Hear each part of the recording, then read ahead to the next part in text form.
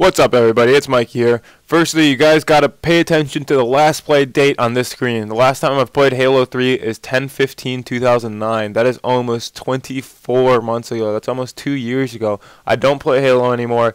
I don't hate Halo. I'm just not very good at it, and I got more into Call of Duty, and pretty much the rest was history. But yeah, that's my little my pre-lining for this story right here and for this gameplay. Don't expect like great gameplay if I'm doing something that's newbie, if I'm being a bitch on the Ghost or something. Yeah, I haven't played Halo in a long time. I was literally just playing to have fun and to get a gameplay that would represent this commentary well. So that's what this game is about, and I'm not going to talk much about the game anymore. I'm going to talk much about my experience with the game and my history that I had around this game. This game came out in 2007, and before 2007, September 2007 to be exact, I never had Xbox Live. I got my Xbox late 2006.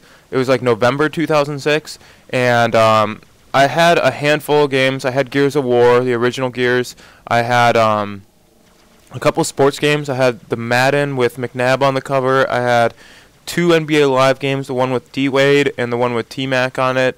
And I had Rainbow Six 1. I had a whole bunch of games that had online capabilities, but I never got the chance to max out on them. And I also never really went for Gamerscore at this point either. I didn't really know what Gamerscore was, so yeah, it didn't really mean anything to me.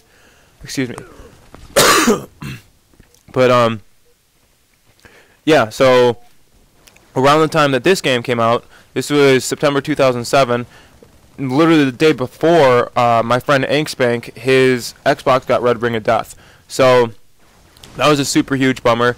And I had just picked up my Xbox Live account. I knew that I was going to get Xbox Live for when this game came out. And yeah, I was pretty psyched on it. We got this game at midnight, even though Ink didn't have an Xbox or a functioning Xbox. Ooh. That was ugly.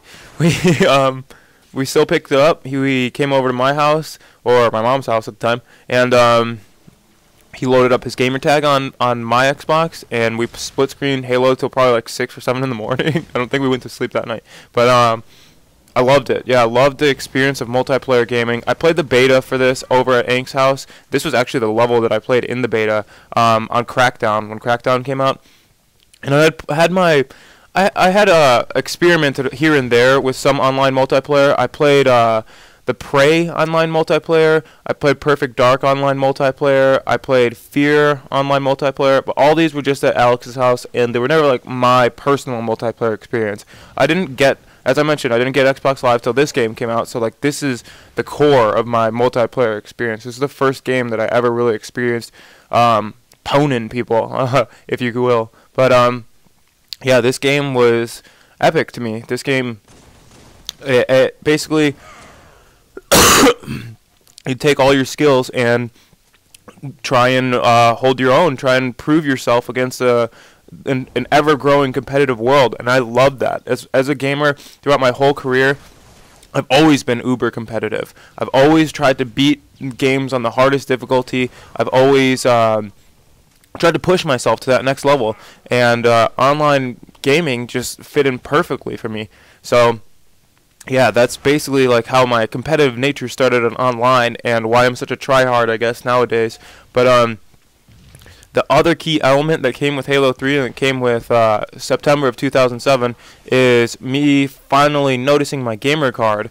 And you can compare gamer cards too. I didn't have Xbox Live before, so like I knew that I had Gamerscore, but it really didn't mean anything to me because I didn't have friends to compare it with or any of that good stuff. So I just thought that it was a number, like, oh, I have earned an achievement, yay, hooray for me. But I didn't really like comprehend what that really meant. But once I got Xbox Live and I saw Alex's gamer card, and he had about 40,000 Gamerscore at this point, the competition, like the competitive mode in Mikey came out for sure. Like I always want to be on top. I always want to be on the top of the leaderboard to this day, and I always wanted to be like on top of the Gamerscore leaderboard too.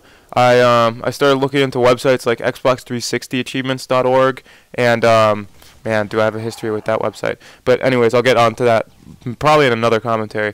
But yeah, I got obsessed with the idea of, like, I really like the idea of you've done something elite in this game. You've beaten the game on the hardest difficulty. You've got a multi-kill or an overkill, whatever the one was in this game.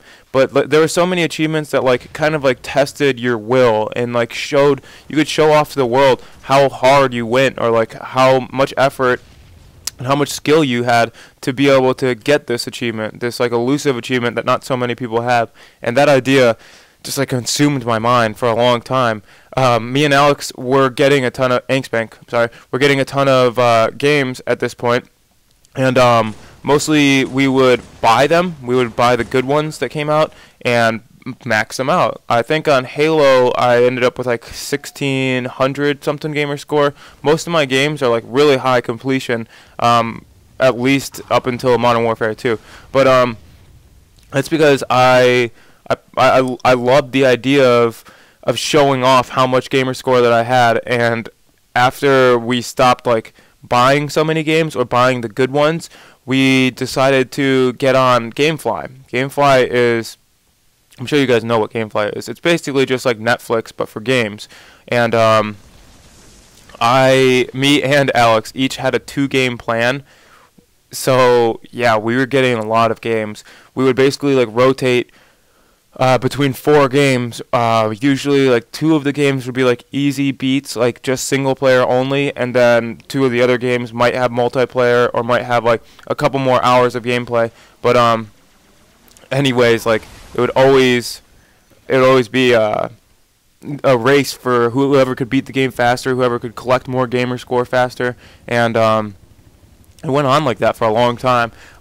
Basically I gamer score hoard for, I want to say like 2 years, from the time that COD 4 and basically COD 4 came out.